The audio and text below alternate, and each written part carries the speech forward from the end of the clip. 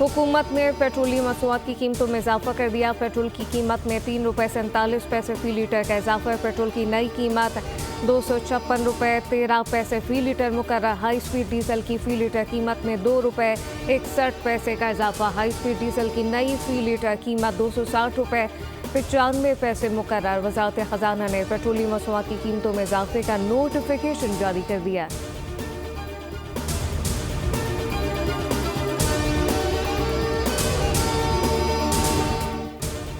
Deadlock बरकरार रहेगा या मामलात आगे बढ़ेंगे? हुकूमत और तहरीक इंसाफ की मुज़ाकराती टीमें आज फिर से मेज़ पर होंगी।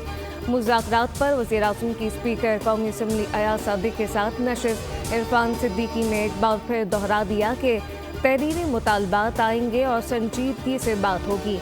मुज़ाकरात अपनी जगह, सज़ा और जज़ा अलग मामला है।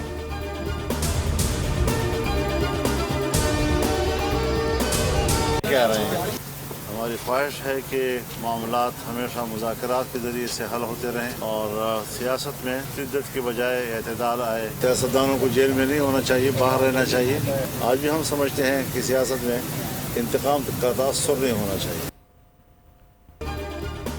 मालूम नहीं पीटीआई वाले क्या मांग रहे हैं। सियासतदानों को जेल में नहीं होना चाहिए। सरबराह JUI मौलाना फजलुर रहमान की मीडिया से गुफ्तगू। कहा कि सियासतदानों को अपने अंदर मौजूद खामियों को दूर करना होगा।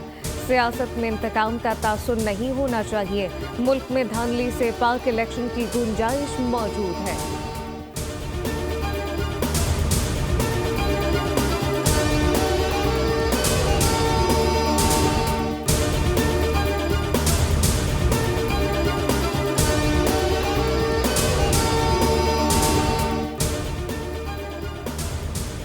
पंजाब और सिंध के मैदानी इलाकों में धुंध के डेरे हद निगाह शदीद मुतासिर। धुंध के बायस मोटरवे M2 लाहौर से हिरन मीनार तक बंद कर दी गई।